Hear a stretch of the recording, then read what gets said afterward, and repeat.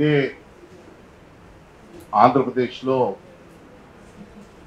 ఇలాంటి పరిస్థితులు మనము ఫేస్ చేసినటువంటి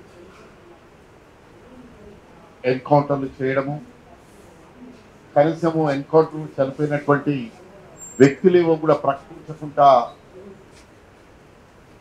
బాడీస్ని మార్చరీలో పోస్ట్ మార్టం జరగకుండా డీకాంపోజ్ అయ్యి కనీసం గుర్తుపట్టలేనటువంటి ఒక స్థితి.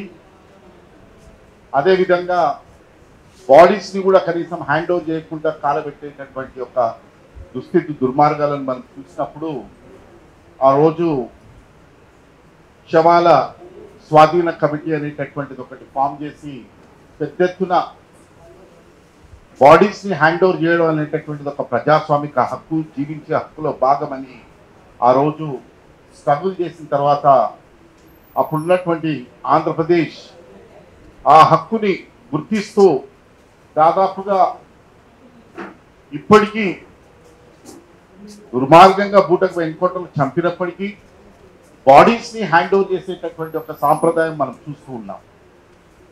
మళ్ళీ బహుశా నేను అనుకోవడము, ఇన్నేళ్ల తర్వాత ఛత్తీస్గఢ్ ప్రభుత్వముతో పాటు కేంద్ర ప్రభుత్వము కుట్రపూరితంగా ఈ బాడీస్ని హ్యాండ్ ఓవర్ చేయకుండా మనం చూసాం.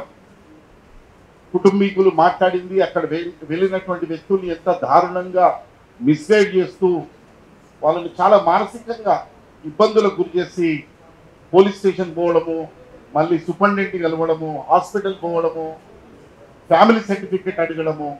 బహుశా ఎక్కడ కూడా చట్టంలో ఇలాంటి కండిషన్స్ లేవు.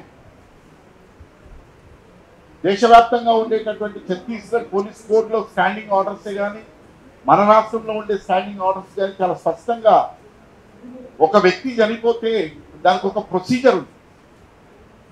There is a mandate that they should hand over the body with all respect, due respect. ఇమీడియట్గా డీకాంపోజ్ కాకుండా ప్రాపర్గా దాన్ని ప్రిజర్వ్ చేసి, ఒకవేళ క్లెయిమ్ చేయని పక్షంలో దాన్ని స్టేట్మెంట్గా పబ్లిక్ చేసి బాడీస్ని హ్యాండ్ ఓవర్ చేయాల్సినటువంటి ఒక స్టాండింగ్ ఆర్డర్స్.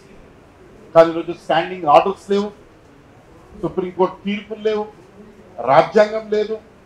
ఇష్టానుసారంగా అదొక లా అండ్ ఆర్డర్ ప్రాబ్లం అని చెప్పి బాడీస్ ఇవ్వకుండా అంత దుర్మార్గంగా పోలీసులు అవిటిని బర్న్ చేయడం అనేటటువంటిది అది మొత్తంగా రాజ్యాంగ విలువలకు, స్ఫూర్తికి ఇంతకాలం పోరాటం చేసి సాధించుకున్నటువంటి అన్ని హక్కులను మళ్ళీ వెనక్కి లాగేటటువంటి ఒక దుర్మార్గమైనటువంటి ఒక ప్రయత్నం కొనసాగుతుంది. నిజంగా చాలా సంతోషం. పౌర హక్కుల సంఘం మాత్రం సుదీర్ఘంగా వీటి మీద పోరాడుతూనే ఉంది. ఏవైతే నిర్ణయాలు తీసుకున్నారో ఆ నిర్ణయాలలో పౌర హక్కుల సంఘం ఖచ్చితంగా అందులో చాలా యాక్టివ్గా ఇన్వాల్వ్ అవుతుంది.